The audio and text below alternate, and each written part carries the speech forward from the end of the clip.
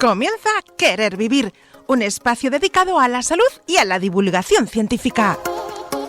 Dirigido por Javier Mauri, abordaremos temas que afectan a tu bienestar físico, psicológico y social. Quédate con nosotros y conocerás los mejores tratamientos médicos complementarios y alternativos, y siempre desde el rigor científico.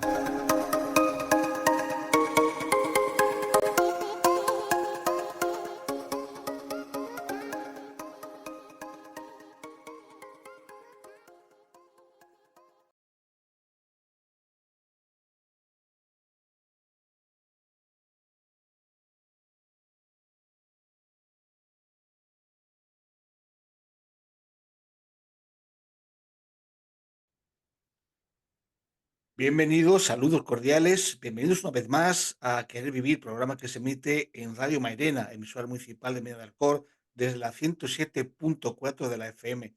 También mandamos un afectuosísimo saludo a todos nuestros seguidores de nuestro canal de YouTube, Doctor Javier Mauri. Y si en algún momento os gusta el trabajo que estamos haciendo, la única forma que tenemos de saberlo es contando con vuestro like, y si os suscribís al canal, todavía muchísimo mejor. Pues hoy vamos a hablar de las inteligencias artificiales. Con las inteligencias artificiales, con las IAs, hemos topado. Y para eso tenemos a una persona que es especialista en varias cosas. Ahora la vamos a presentar como se merece, pero antes vamos a saludar desde Santiago de Chile a nuestro amigo y compañero Eduardo Riveros. Muchas gracias, Eduardo, y bienvenido. Muchas gracias, Javier, y muchas gracias a tus acompañantes, tus invitadas, y más gracias todavía a la comunidad de España, a un gran país que para nosotros es la madre patria y que yo sé que se están haciendo cosas muy interesantes en la península ibérica. Muchísimas gracias. Y saludamos también a nuestras compañeras. Luis Angulo, desde Sevilla. ¿Qué tal, compañera? Bienvenida y muchas gracias por estar aquí. Buenas a todos. Ante todo, darle la bienvenida a nuestro invitado de hoy, que seguro que nos aclara muchísimas dudas que tenemos, y darle también las buenas tardes, buenos días a todos los que nos siguen, y por supuesto, yo como siempre, encantadísima de estar un día más con vosotros. Pues es un placer, y también saludamos a una nueva incorporación que fue invitada, que nos estuvo ilustrando sobre temas apasionantes. Elizabeth, ¿qué tal? Bienvenida y muchas gracias por estar aquí. Hola, buenas tardes a todos los que nos seguís por la radio, por YouTube, por las redes y por todos lados. Pues nada, encantada de estar aquí. Gracias, Eduardo, por prestarte a abrirnos la mente a esta nueva tecnología que es la inteligencia artificial. Mucho que conocer y mucho que aprender. Y nada, es un placer estar aquí para aprender con todo el mundo. Gracias. Muchísimas gracias a ti, Elizabeth. Tú estás en Huelva, ¿verdad? Si no me equivoco. Sí, yo en Huelva, sí. Huelva, Sevilla, Chile. Vamos, esto es gracias a la tecnología. Totalmente. Eduardo, la primera pregunta que yo te quiero hacer para un poco saber a lo que nos vamos a dedicar en los próximos 45 minutos de programa, ¿qué es o cómo podemos definir la inteligencia artificial o las inteligencias artificiales? Lo primero es que hay que señalar de que se está hablando de las inteligencias artificiales, pero ese sería como un término erróneo. Se ha dado mucho a conocer en la prensa, en los medios de comunicación, las inteligencias artificiales. Hablar de las inteligencias artificiales es como hablar de las psicologías, las sociologías, las derechos. Existe una psicología, existe una medicina, pero lo correcto es decir la inteligencia artificial. ¿Y qué pasa? De que dentro de la inteligencia artificial existen como grandes ramificaciones. Entonces, en una primera aproximación, la inteligencia artificial busca imitar el razonamiento humano. Y esa búsqueda de imitar el razonamiento humano científicamente fue elaborada en la década del 50. Ahí en esa década se crearon las redes neuronales que buscan imitar eh, cómo funciona el cerebro, pero en las computadoras o ordenadores. Luego, en la década del 60 y 70, se fue desarrollando muchos algoritmos que en definitiva son instrucciones que se le hace a la máquina en las diversas academias y universidades del mundo. Pero en esa época teníamos restricciones de tecnología para que esa tecnología se pudiera masificar. Entonces después hubo una época que se llamó la etapa negra de la inteligencia artificial. Porque si bien existía la teoría, no teníamos la técnica, la tecnología y el poder de cómputo para que esa teoría se hiciera realidad. ¿Y qué pasó? De que ahora con el advenimiento de Internet y el aumento de la capacidad de cómputo, por ejemplo la fibra óptica, ahora tenemos mayor capacidad de almacenamiento de datos. Y al tener mayor capacidad de almacenamiento de datos, ahora se puede hacer realidad lo que personas en la década de 50 y 60, 70 pensaban que podía suceder. De hecho, a principios del 70 en algunas universidades ya se estaba hablando de cómo los robots se podían acompañar para tomar decisiones en el campo médico. Eso lo vemos mucho cuando leemos ahora cosas de medicina e inteligencia artificial. Sí, pero eso teóricamente ya se estaba hablando antes. Lo que pasa es que ahora existe la capacidad de cómputo para que nosotros podamos hacer esas cosas realidad.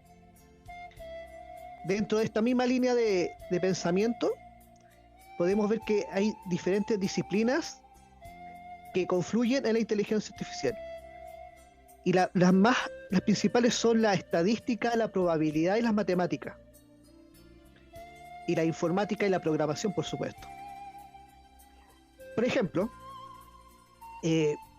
cuando ustedes les dicen, vemos en internet, que vamos a crear un sistema predictivo robotizado para predecir ventas, en el fondo no es un robot o un robot como vemos en la Guerra de las Galaxias u otras películas que hace eso, sino que es una regresión lineal múltiple, cuyo fórmula matemática es B es igual a B más B1x1 más B2x2 más B3x3 más n veces. Eso en castellano es decir que existe una variable dependiente que es el precio que se quiere predecir, y eso es igual a las diferentes variables. Por ejemplo, si es una casa, las variables pueden ser las habitaciones, el lugar, el precio histórico,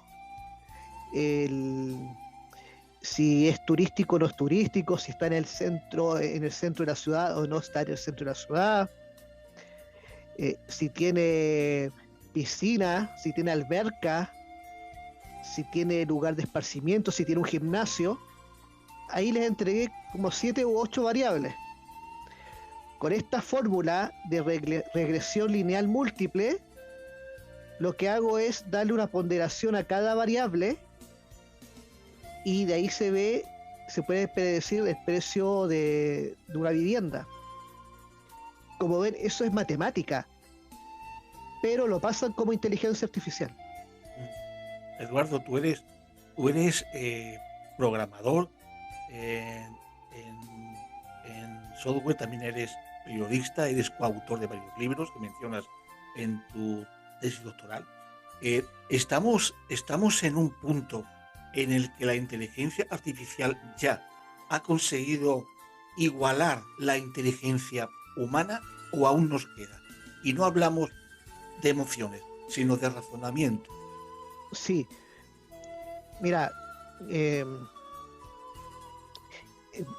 quizás va a sonar aventurero lo que digo, pero yo creo que ya la inteligencia artificial tiene más razonamiento que el 99% de las personas que conformamos la humanidad.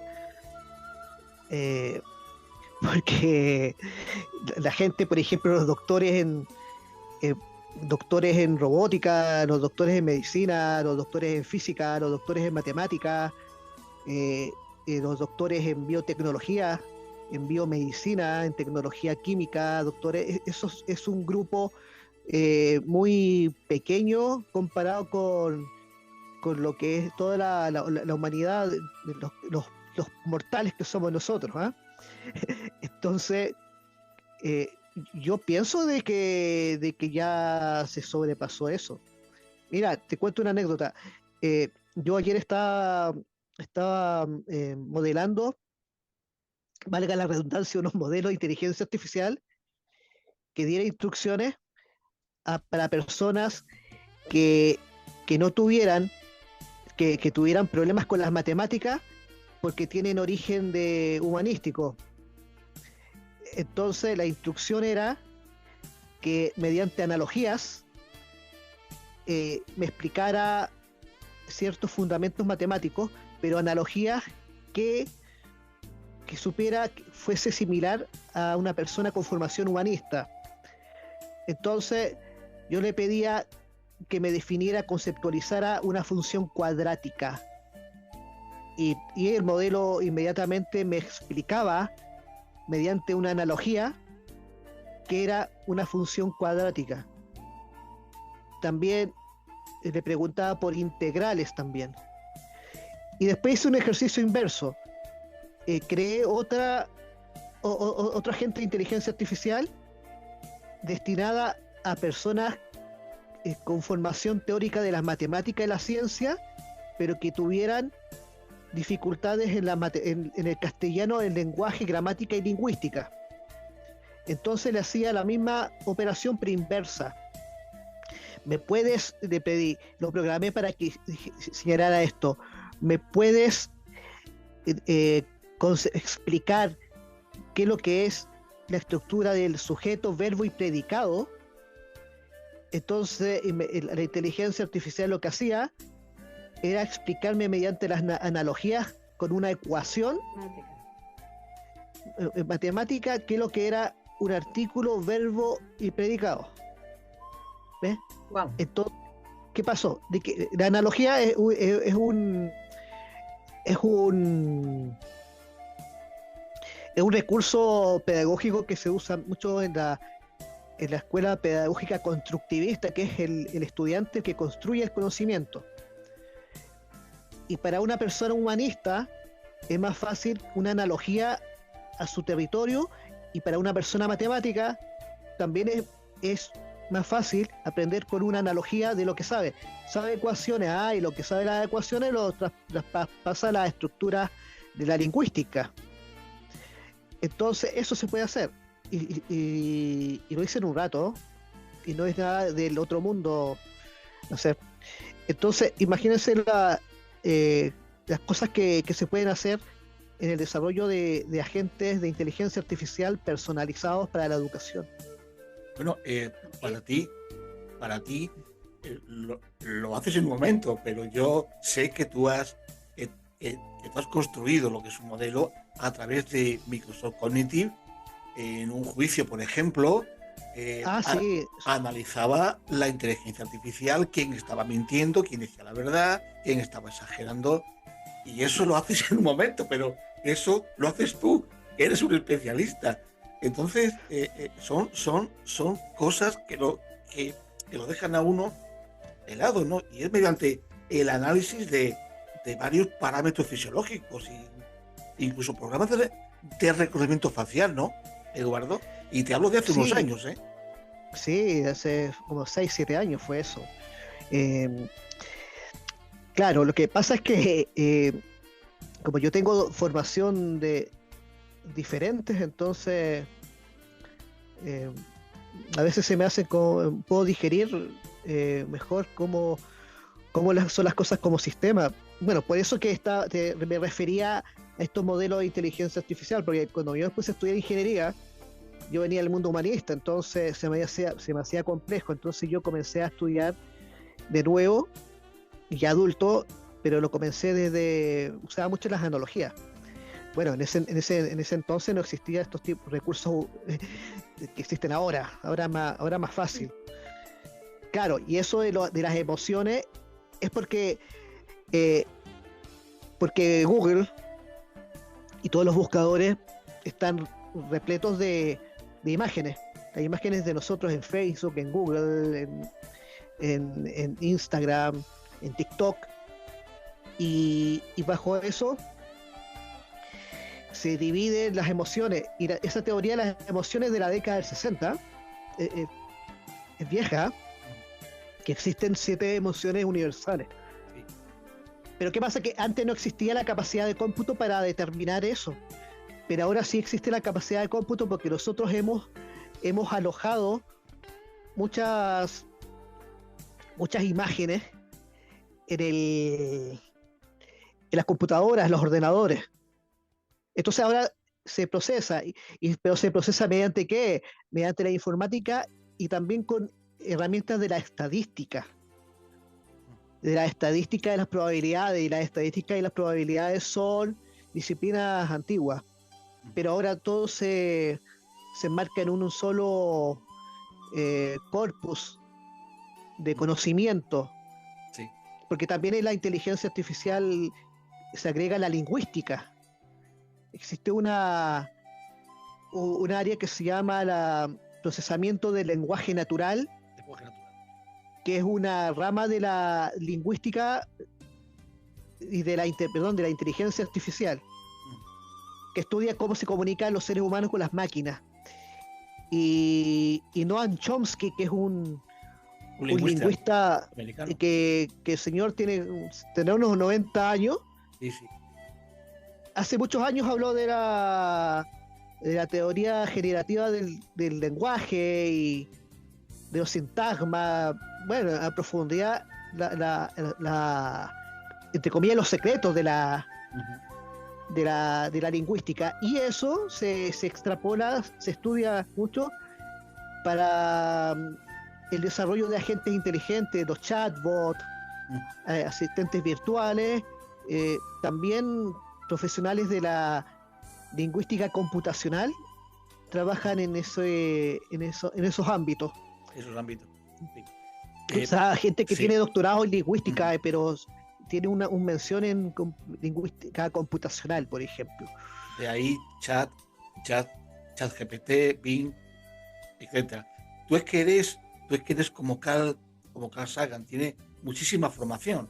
Eres periodista, eres ingeniero informático, y ya nos contarás que yo quiero que lo cuentes un poco tu experiencia con otro tipo de informática, la informática cuántica. Pero ahora vamos a dar paso. Sí, también he hecho cosas con eso. También lo sé, y es todavía más alucinante. A mí me da un poco de miedo imaginarme la computación cuántica aplicada a la inteligencia artificial. Elizabeth, adelante. Bueno, la verdad es que es un tema de actualidad y muy apasionante, ¿no? Porque parece ser que va a ser el futuro. No sé cómo lo ves, Eduardo, esto de aquí a 10 años ya se está implantando en las empresas. No sé si esto va a provocar que se eliminen puestos de trabajo, ya que una persona sola con una computadora, con esta inteligencia artificial, puede hacer el trabajo de unos cuantos. No sé cómo lo ves, Eduardo, y me gustaría que me explicaras un poco, o que nos explicaras un poco esto, cómo se ve esto hacia el futuro. Sí, yo veo muchos escenarios, porque he trabajado en publicaciones de Millennium Project, que es un think tank de Estados Unidos, que vemos que se ven estudios a futuro, de prospectiva. Eh, el penúltimo que participé fue sobre el mundo post-COVID y ahora también participé en otro estudio Delphi. Estudio Delphi es que personas de varios países a uno le entregan un cuestionario y se ven los escenarios y luego hay una publicación sobre eso. Ese fue con la Cruz Roja Internacional y fue también recomendado para el secretario general de la ONU. Bueno, bajo ese estadio de conocimiento de la prospectiva, personalmente yo veo que se van a destruir muchos puestos de trabajo, porque todas las revoluciones ha pasado, revoluciones industriales. Si se acuerda, nos vamos a la historia, en la revolución industrial que nace en Inglaterra, mucha gente quedó sin trabajo. Mineros de Glasgow, toda esa gente quedó sin trabajo, y ellos se desarrollaron. Pero, ¿qué pasó? Que en ese tiempo la gente emigraba a Estados Unidos y a las Américas. ¿Por qué? Porque no habían quedado con trabajo. La gente de los telares, la gente de las minas de carbón, los que trabajaban en los trenes. Claro, antes existía como espacios geográficos que capturaban a esa gente. Ese sería como un escenario pesimista que podría ser, que va a existir mucha gente que va a quedar sin trabajo. De hecho, muchas personas especialistas en inteligencia artificial y transhumanismo hablan de una pensión universal. Una pensión universal que se entregara a cada persona debido a los trabajos que serían reemplazados por los robots. Esa es la visión pesimista. La más optimista es que Japón y Corea del Sur, que son países que son súper robotizados y con inteligencia artificial intensiva en sus fábricas, usa mucha inteligencia artificial, y Corea del Sur sobre todo, y no tiene tantas tasas de desempleo. Al contrario, le ha servido para generar nuevos puestos de trabajo. Quizá eso mismo pudiera pasar en otros países. Y también existe otra visión, bueno, personalmente, que es más ecléctica, en el sentido de que según la persona cómo lo use. Porque un abogado que sepa las herramientas de inteligencia artificial va a tener un salto cuántico comparado con el que no sabe. Por ejemplo, si eres abogado ahora, y es porque yo he hecho la prueba, puedes insertar, por ejemplo, un contrato y entrenarlo para que verifique si el contrato está bien hecho o mal hecho. Y eso lo hace en segundos, ¿ya? Y te indica dónde, ¿ya? Previo entrenamiento que existe antes. Por ejemplo, el otro día hice un ejercicio con una ley laboral de Chile para contratación de empleados.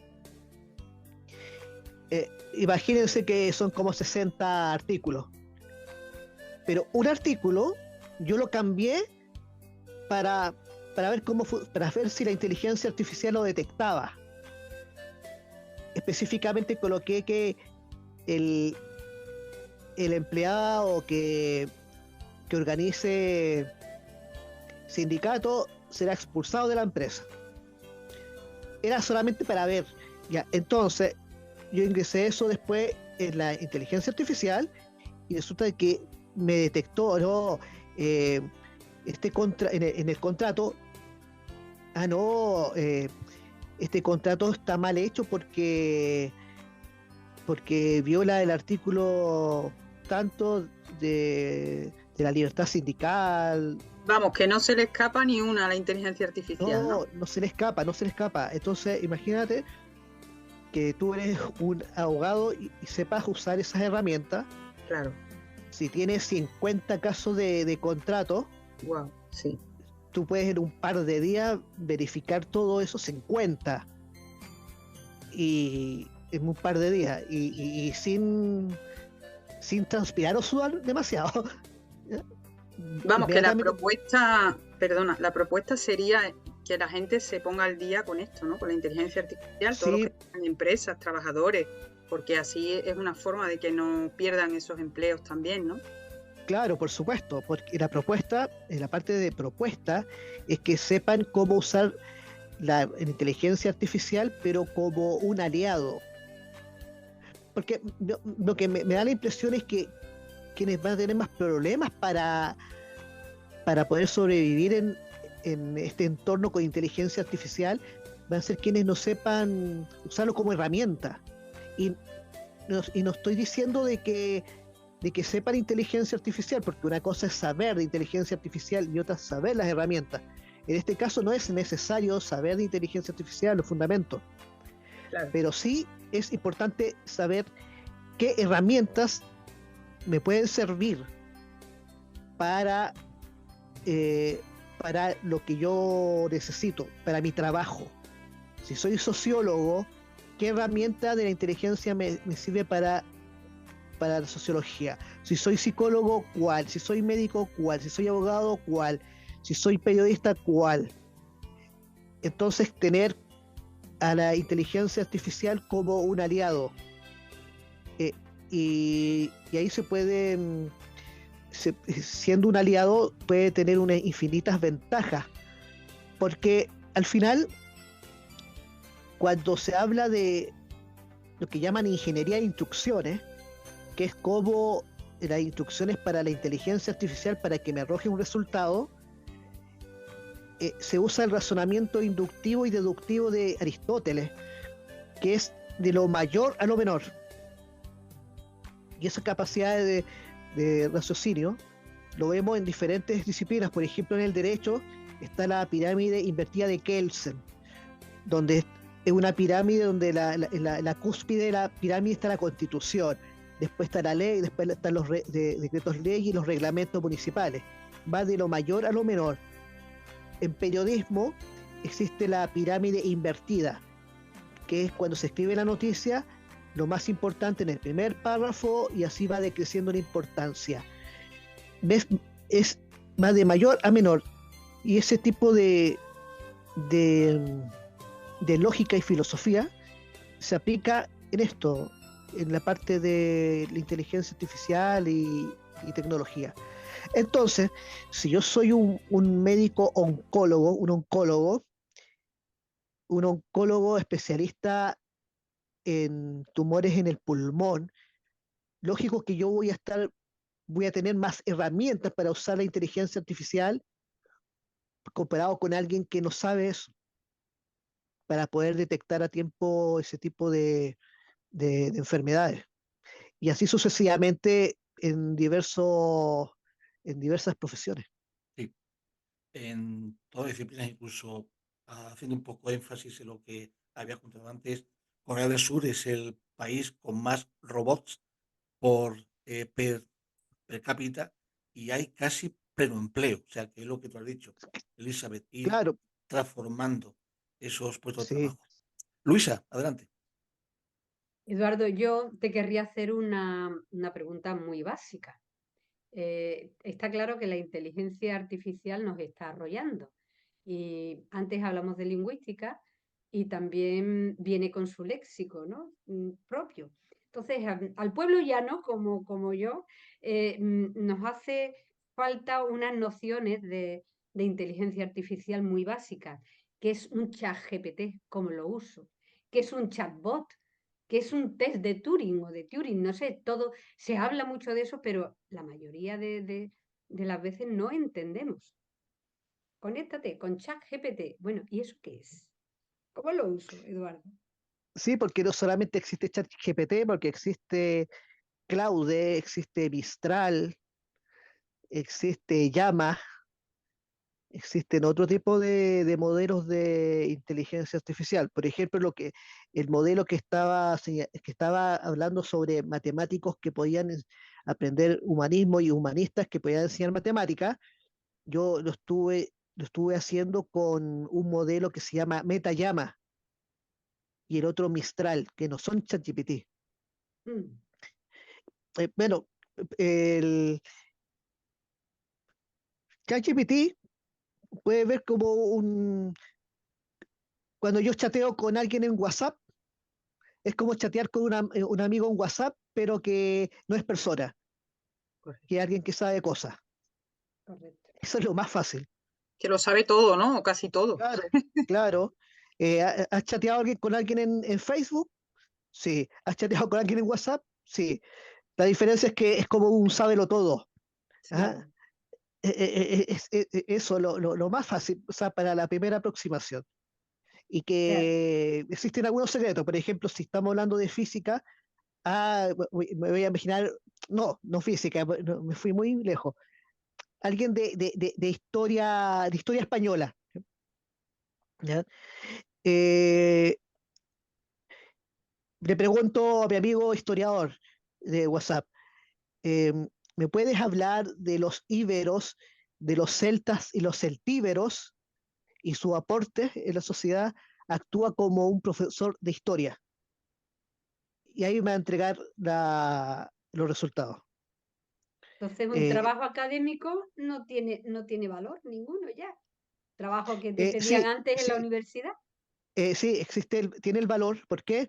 Porque si yo tengo el, el bagaje académico, yo voy a entender lo que más voy a discriminar la respuesta que me dé el chatbot. Porque existe algo que se llama alucinaciones, que es que, que los datos a veces como se enreda el robot, entonces Mm, puede entregar otra fecha. Entonces, la persona que sepa historia va a saber si el chatbot le respondió bien o mal. Lo más probable es que el chatbot apunte al 98% de las cosas, pero existen unos detalles que igual el ser humano los que tiene que ver, pulir. que Ujú. pulir.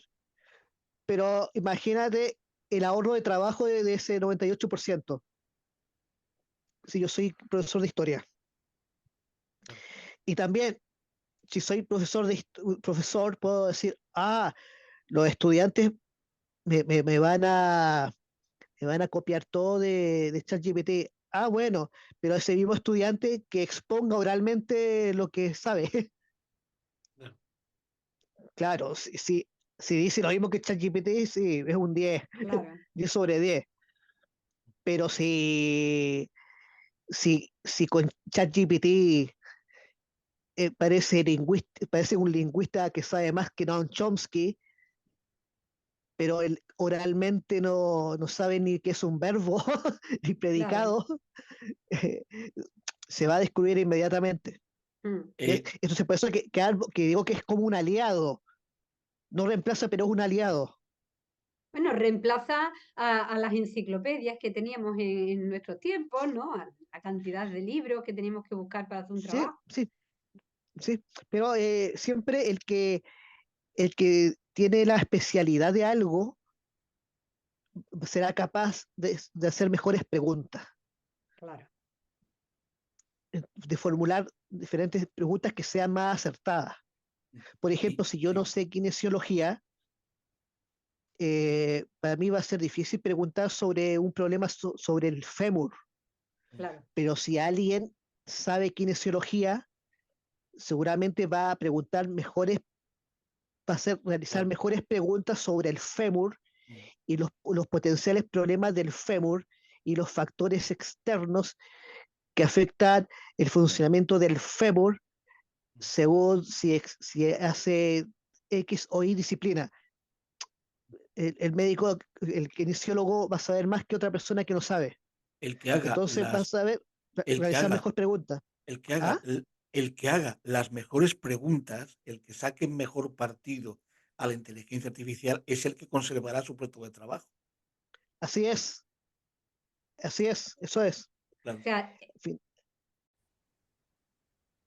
Bien, remarcando el tema, yendo un paso más allá y en la medida que puedas, Eduardo, resúmenos qué es eso de la informática cuántica. sí, no, la informática cuántica eh, es más compleja. Nosotros, actualmente la informática es analógica. Analógica significa que es 0 y 1. Eh, 000111 puede significar hora, 00011111 es qué tal. Así obedecen las computadoras. En el caso de los estados cuánticos, pueden ser 0, 1 al mismo tiempo. 0110, 0011, 0110. Ves que hay 4 estados cuánticos: 0011, 10, 01. Y antes era o 0 o 1. Entonces imagínense que es como que existe una caja con mayores dimensiones para colocar los datos. Entonces eso es súper impactante, porque si las computadoras pueden lograr estados cuánticos, tienen mayor capacidad de hacer cosas que antes estaban prohibidas.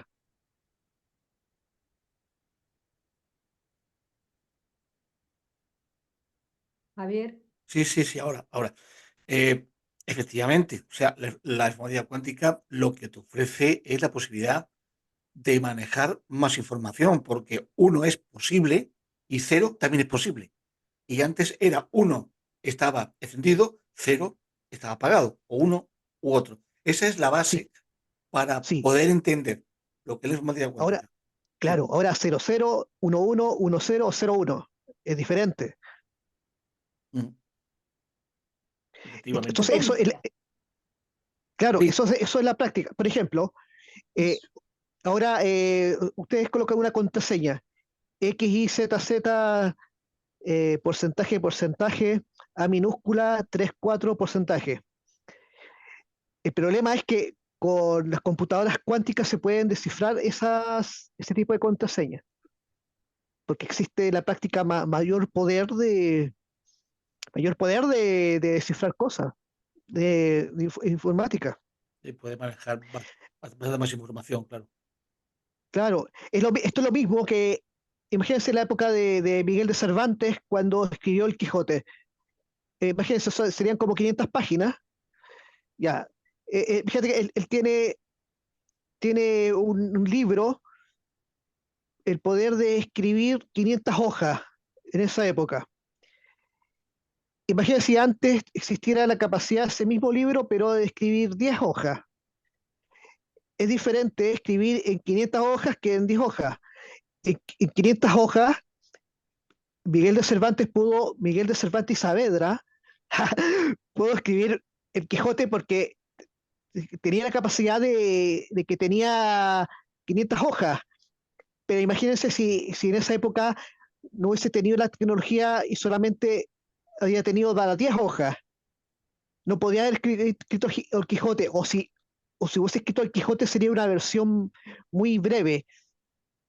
Entonces hago esta analogía porque con la computación actual podemos escribir 10 páginas. Imagínense va a ser con 500 páginas que tengamos de opción. Entonces se van a hacer infinitas cosas. Y eso es súper, pero imagínatelo en la parte beneficiosa para descifrar el genoma humano, que ya está descifrado, pero falta capacidad, es muy complejo para descifrar todo. Imagínate usar la computación cuántica para hacer estudios a nivel de ADN, de la secuencia ADN, de problemas de cáncer, de tumores. Va a ser más fácil de detectar y prevenir enfermedades. Ujú, Entonces, es como toda herramienta se puede usar para bien o para mal.